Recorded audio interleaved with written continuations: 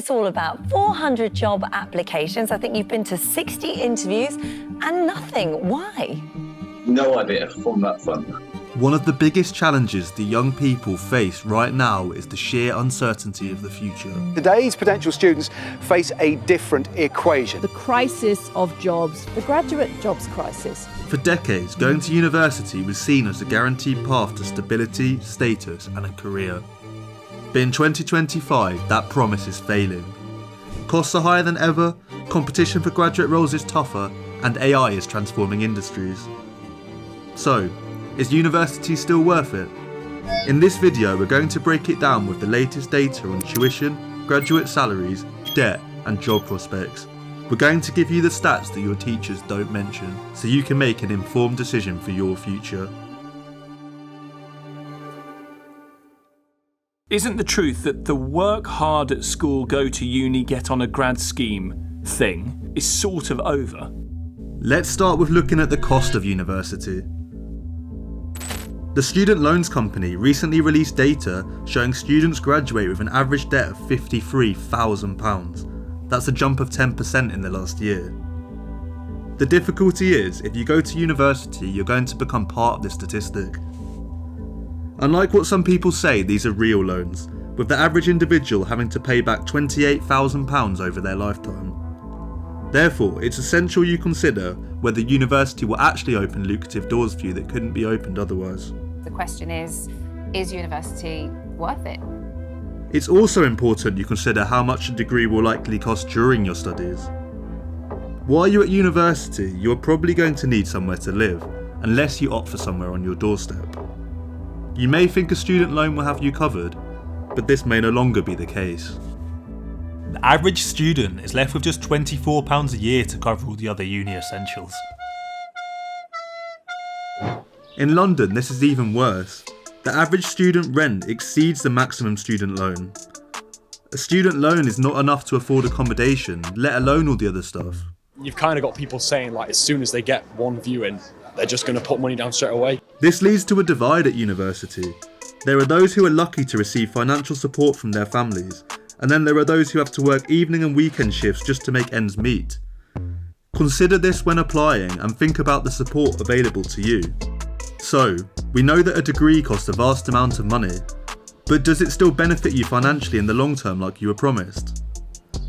In order to answer the question, it really depends on a variety of different factors.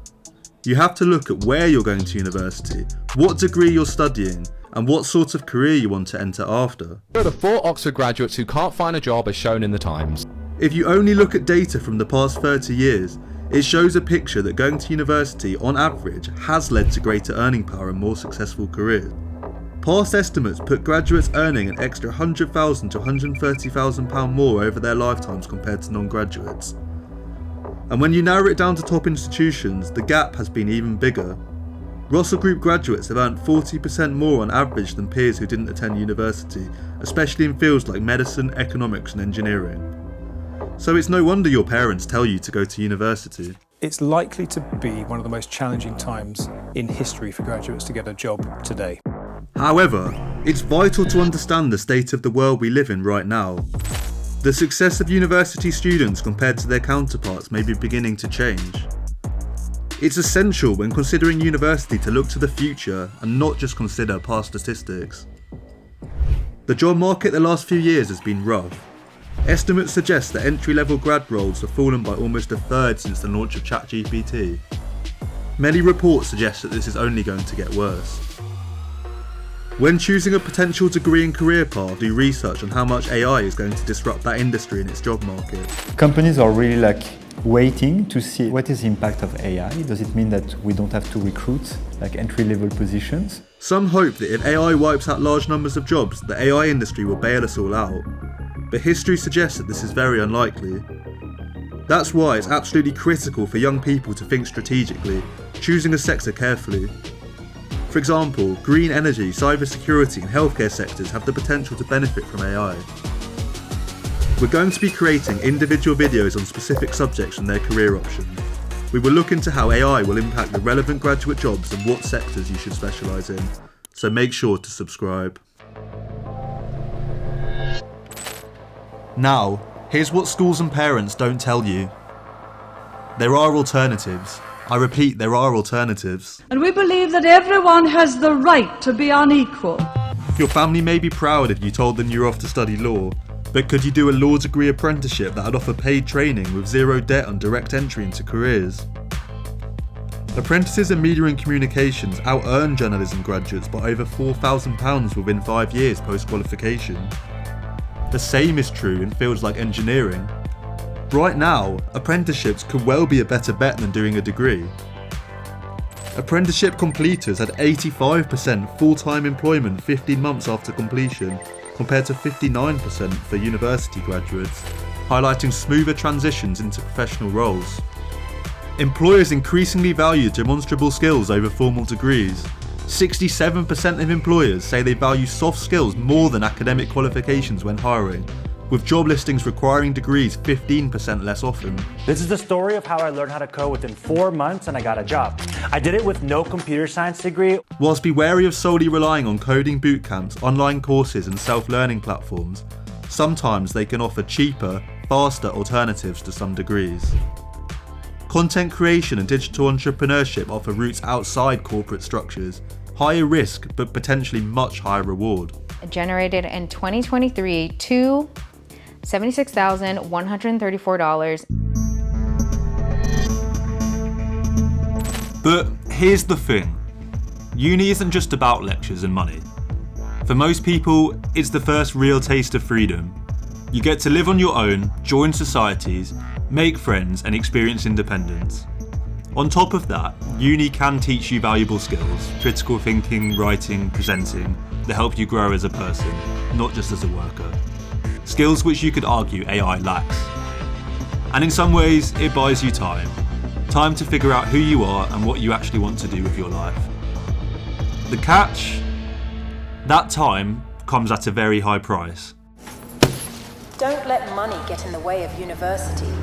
If you're mainly going to uni for the social side or the experience, that's your choice. But make sure you understand what's waiting for you when those 3 years are over. This isn't about putting people off university, it's about going in with open eyes.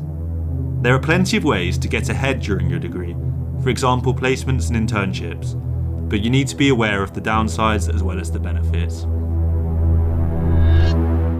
The truth is that schools push universities in part because it's how they market themselves, not just whether you benefit.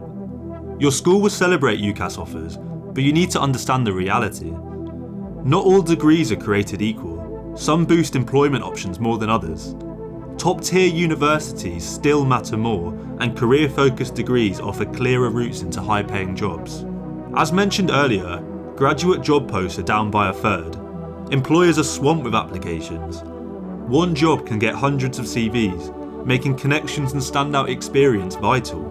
To whom it may concern, I'm sat here today to let you know that I'm eager, ready, and willing to be hired. No, not willing, desperate.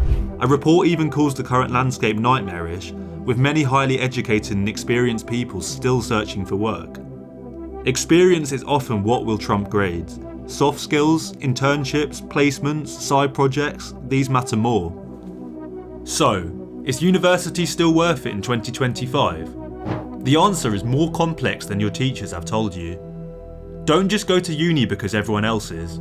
Analyse the data and think long term, not just 3 years. Any hope you had of buying a house or using public services, just give up. It's done. If you choose not to go to university, then there are viable alternatives.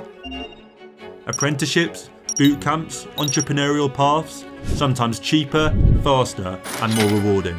This is yet another story about how bad the job market is in the UK right now. It's a tough journey out there, so if anyone's going through this, you're not alone. Thank you for watching. Let us know what your experience has been like by sharing your thoughts in the comment section. Make sure to like and subscribe if you want to see more of this content.